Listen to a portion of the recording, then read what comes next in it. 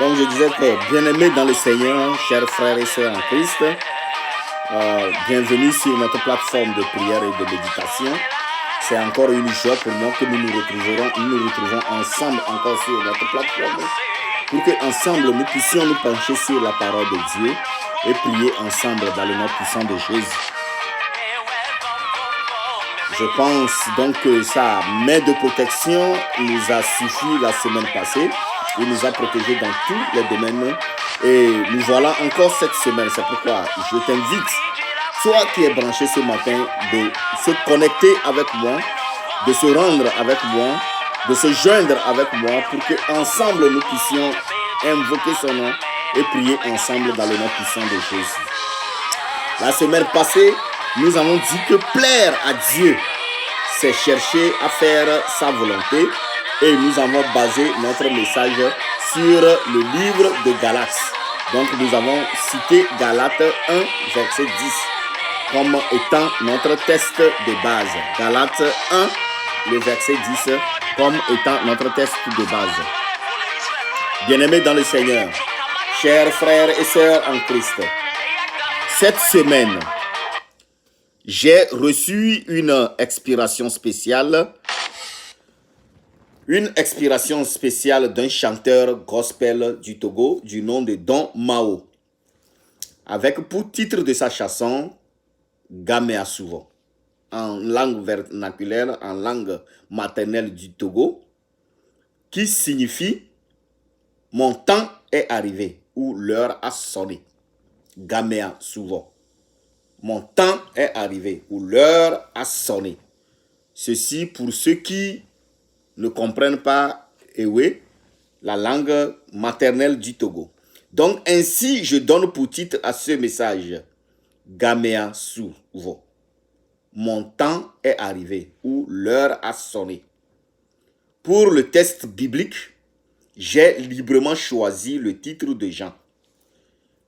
Ainsi donc, notre test d'aujourd'hui se situe donc dans le livre de 3 Jean 1, le verset 1 à 2. 3 Jean 1, le verset 1 à 2. Je cite « L'ancien Agaius, le bien-aimé, que j'aime dans la vérité. » Le 2. « Bien-aimé, je souhaite que tu prospères à tous égards et sois en bonne santé, comme prospère l'état de ton âme. » Bien-aimés dans le Seigneur, chers frères et sœurs en Christ, c'est bien Jean qui disait cela à l'ancien Gaius. L'ancien Gaius, qui était l'ancien Gaius? L'ancien Gaius était, comme le nom l'indiquait, un ancien, permettez-moi le terme entre guillemets, dans l'œuvre de Dieu. C'était un ancien vraiment dans l'œuvre de Dieu.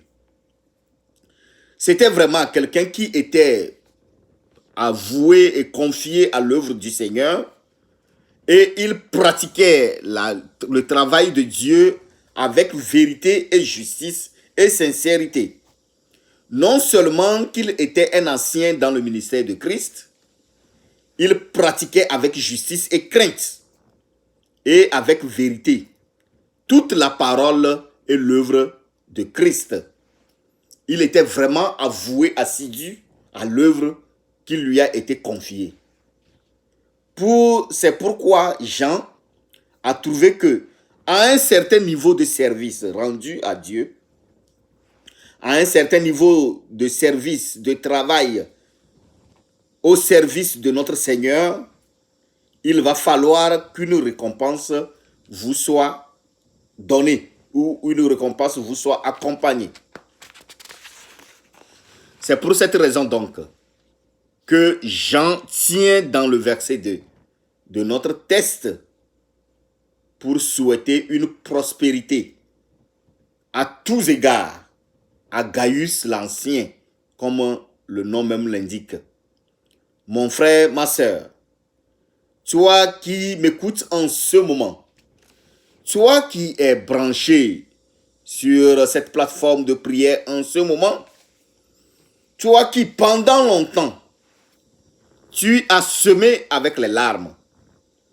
Toi qui pendant longtemps, tu as fléchi les genoux pour invoquer Dieu pendant des années. Je voudrais te faire savoir que l'heure a sonné pour toi. Je voudrais que tu saches que ton temps de récompense est arrivé. Peut-être que pendant longtemps, tu t'es adressé à Dieu avec des supplications. Peut-être que tu as semé avec larmes et pleurs, avec douleur et lamentation, avec graissement de dents et gémissement. Et pendant longtemps, mais sache que ton moment est arrivé. Tu as trop pleuré. Il est temps que Jésus essuie tes larmes. Tu as trop souffert. Il est temps que Jésus ôte tes souffrances sur toi. Le temps est arrivé pour toi, mon frère, ma soeur. Ton moment de récompense et de reconnaissance vis-à-vis devant Dieu est devant toi. Tu vas rire maintenant. Si auparavant tu étais soumis ou soumise seulement aux pleurs et aux larmes, dans le nom puissant de Jésus, écoute-moi, ton cœur aura maintenant du repos et un esprit tranquille. Si dans le passé, tu étais soumis ou soumise aux persécutions et aux diffamations, il est temps que Dieu intervienne maintenant dans ta vie, au nom puissant de Jésus. Penses-tu que pendant longtemps, tes prières que tu adressais à Dieu, tes supplications que tu envoyais à Dieu, c'est que Dieu est sourd ou c'est que Dieu, sa main est trop courte pour agir dans ta vie? Peut-être que actuellement tu te poses cette question. Pourquoi Dieu reste silencieux dans ma situation? Peut-être que tu as passé pendant longtemps à prier et à jeûner, à invoquer Dieu et à présenter ta situation à Dieu. Et cela semble toujours avoir un silence. Mais des questions se chamboulent dans ta tête. Pourquoi ce silence absolu de Dieu dans ma situation? Penses-tu que c'est un silence?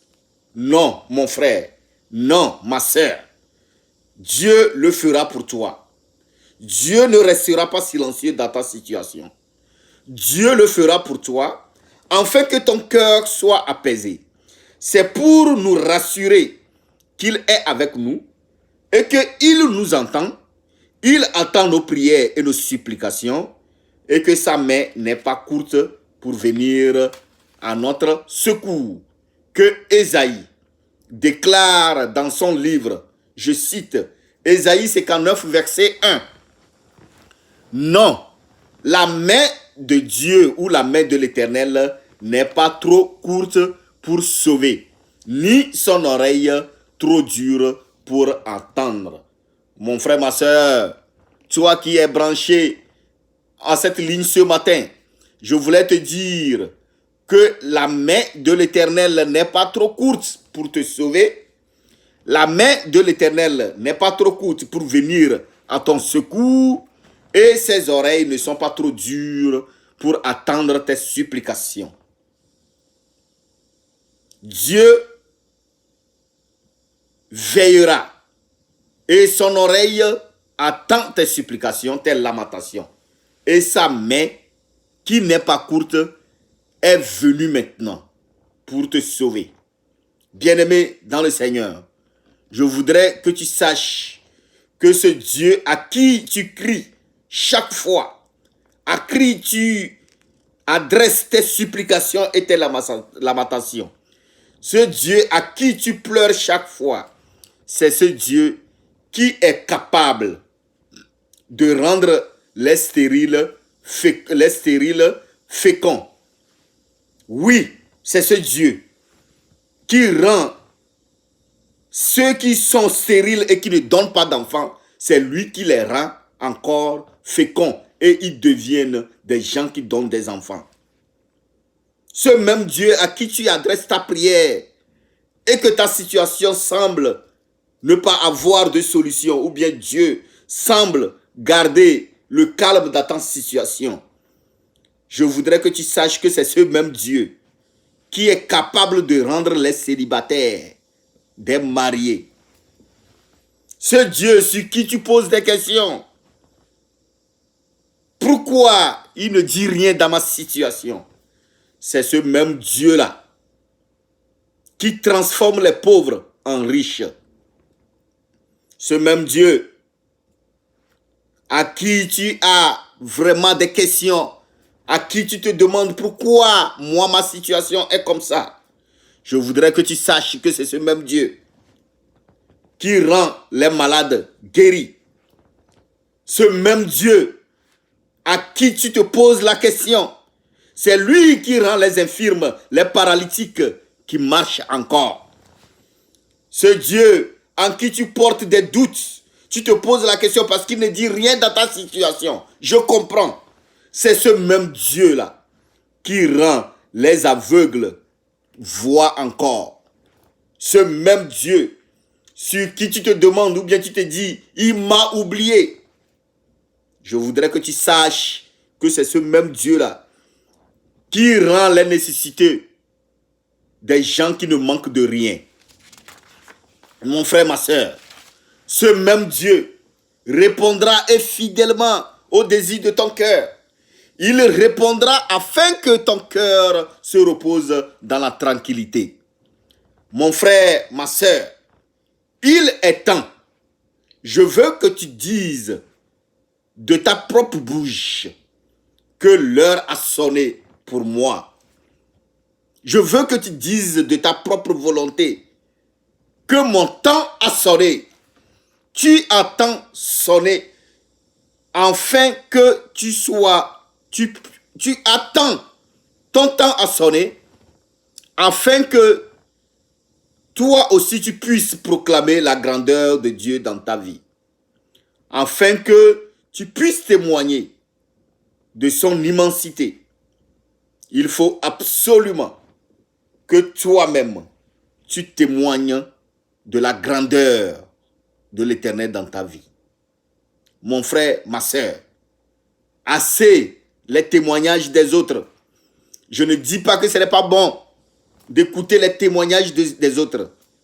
Mais ce que je veux dire, écouter les témoignages de X et Y, tu attends écouter ces témoignages. Mais il faudrait que toi-même tu expérimentes ton propre témoignage.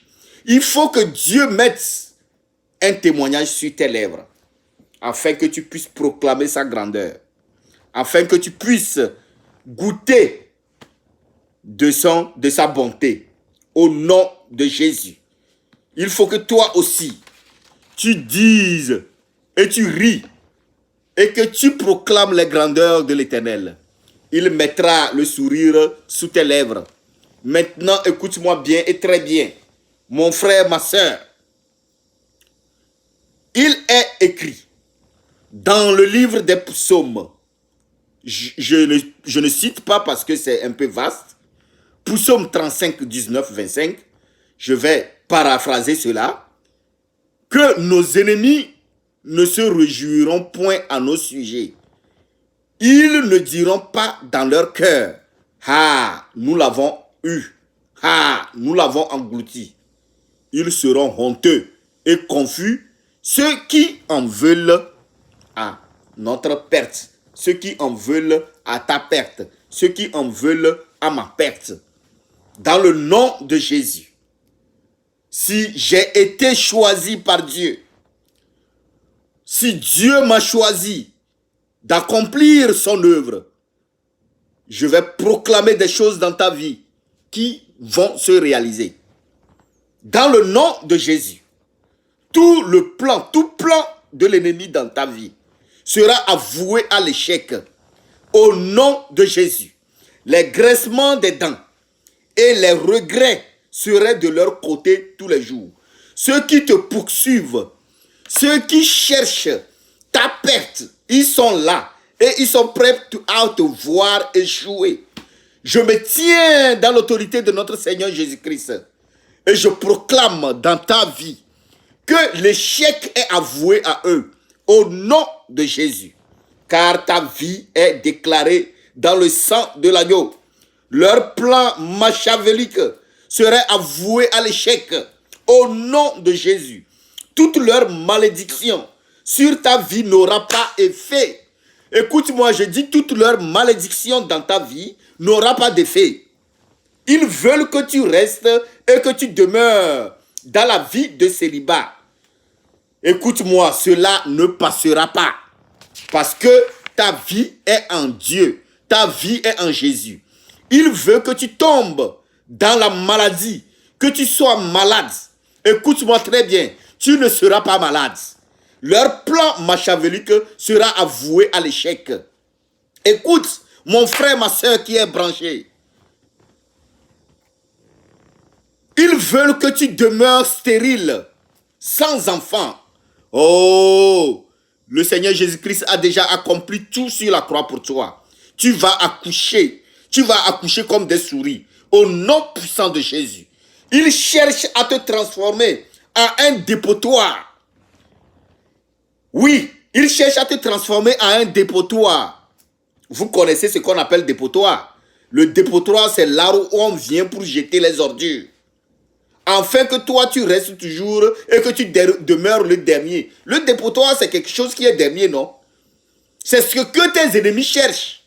À ce que tu te transformes en un dépotoir. Hein? Quand ils ont fini de manger, ils viennent nettoyer leurs mains sur toi. Parce que toi, tu es devenu chiffon. Quand ils ont fini d'avoir fait tous leurs besoins, ils vont venir jeter les ordures sur toi. Pour que toi tu restes et que tu demeures le dernier. Tu ne seras pas le dernier au nom puissant de Jésus.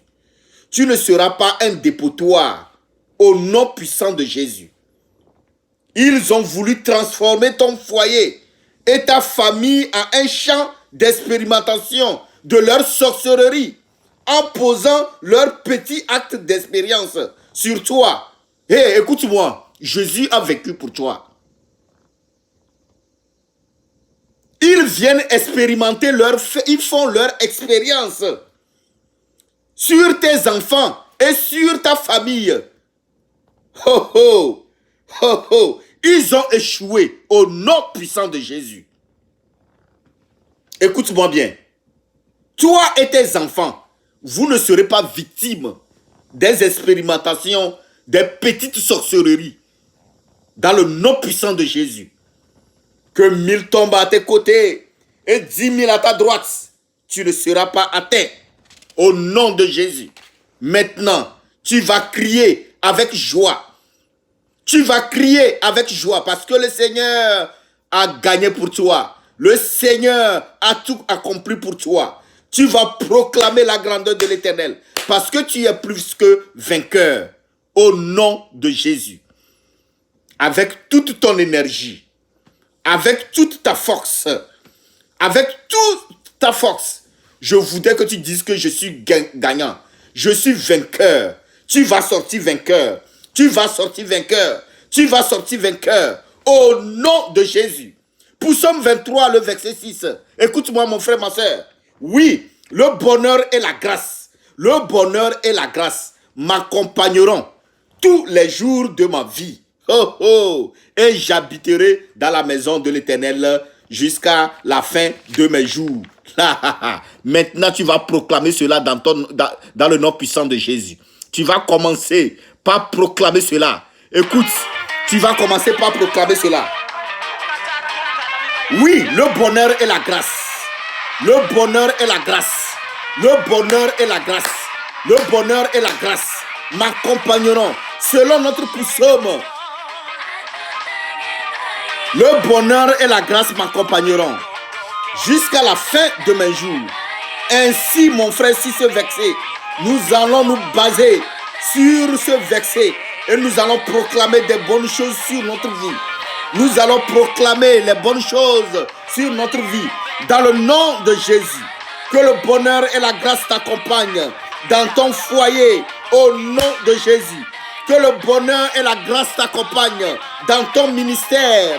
Dans le nom puissant de Jésus, que le bonheur et la grâce t'accompagnent, mon frère, ma soeur, dans ton boulot. Au nom de Jésus, que le bonheur et la grâce t'accompagnent dans tes affaires. Dans le nom puissant de Jésus, que le bonheur et la grâce accompagnent tes enfants.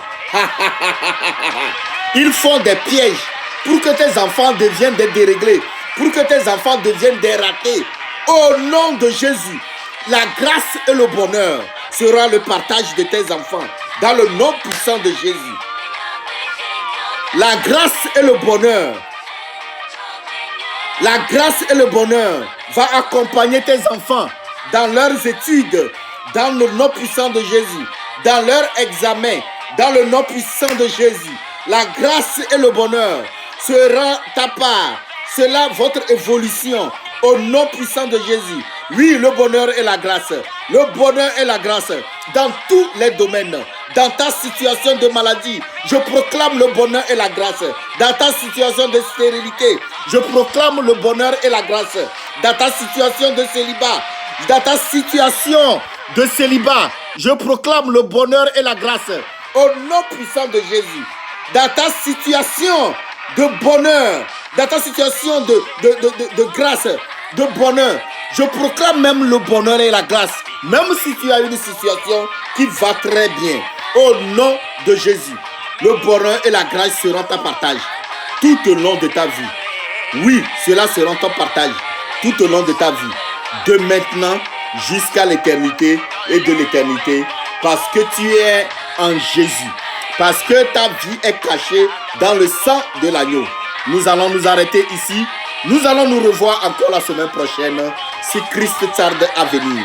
Mes frères, mes sœurs, soyez bénis, soyez fortifiés. Nous nous reverrons encore la semaine prochaine si Christ tarde à venir. Vous avez votre frère, votre cousin, votre ami, votre oncle, Roger depuis les États-Unis d'Amérique. Soyez fortifiés, soyez bénis.